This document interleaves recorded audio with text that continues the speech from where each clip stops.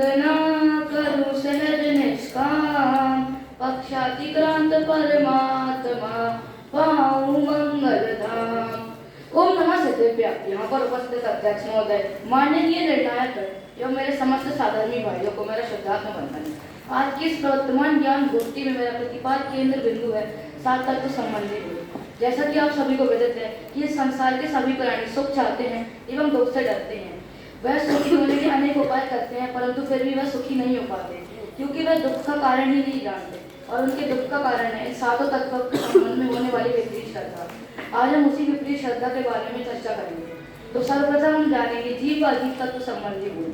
जीव का स्वभाव तो ज्ञान दर्शन में है और पुद्गल से बने हुए स्पर्श रस गंध वर्ण ये मूर्तिक है एवं धर्म द्रव अधर्म द्रव आकाश द्रव काल द्रव की अमूर्त है। फिर भी जीव की परिणति इन सभी से जुड़ी है। फिर भी जीव इस भेद को न पहचान कर शरीर आदि में अपनी आत्मबुद्धि मान बैठता है।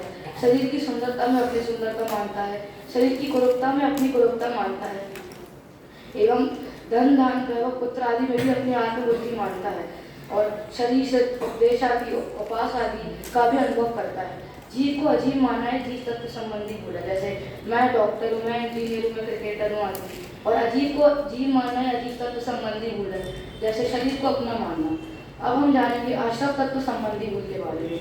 राग द्वेष मोह आदि विकारी भावों में प्रकट में दुख देने वाले हैं, परंतु फिर भी यह जीव उसी का सेवन करता है और खुद को सुखी मानता है। परंतु फिर भी यह जीव उसी का सेवन करता है और खुद को सुखी मानता है। कहता है शुभ राग सुख का रोग है, इससे स्वर्गाधिक सुख मिलेंगे, परंतु वह यह नहीं सोचता कि जो गंध का कारण है वह सुख का कारण कैसे हो सकता है। एवं 6 डाल की पहली डाल में तो स्पष्ट ही बताया गया है कि देवगति में किंचित मात्र भी सुख नहीं है। जब संसार में सुख है ही नहीं तो मिलेगा कहाँ से।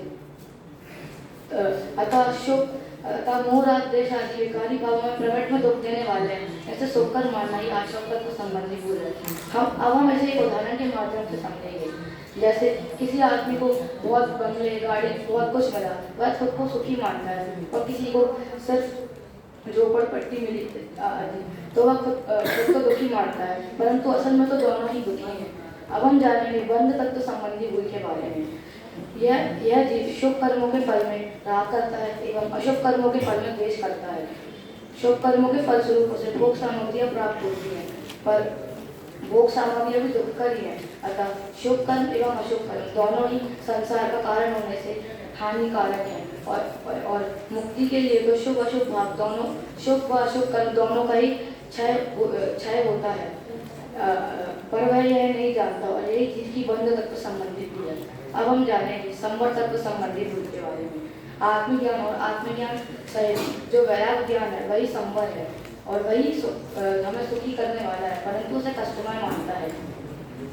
जैसे हमें उसे कष्टमय मानता है, अर्थात सम्यक दर्शन को कष्टमय मानता है, परंतु वह यह नहीं जानता कि सम्यक दर्शन तो सुखकर होता है।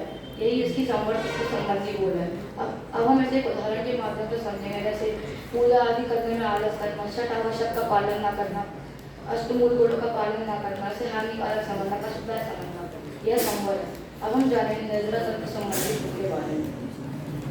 आत्मज्ञान सहित इच्छाओं का निरोध करना निर्जरा है और वही आनंद है, परंतु यह इच्छाओं की पूर्ति में सुख मानता है एवं इच्छाओं के अभाव में सुख नहीं मानता। यही इसकी निर्जरा तत्व संबंधी गुण है।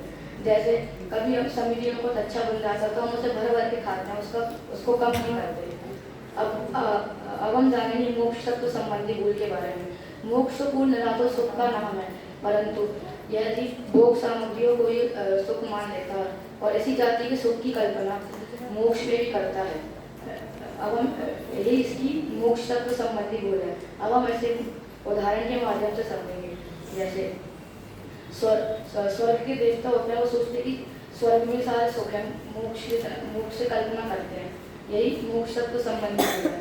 अंत में मैं बस इतना ही कहना चाहता हूँ कि हम शीघ्र इन सातों तत्वों की विपरीत श्रद्धा छोड़कर इनका यथार्थ श्रद्धांकर पंचम गति को प्राप्त करें। इसी मंगल भावना से मैं अपनी वाणी को विराम दूंगा।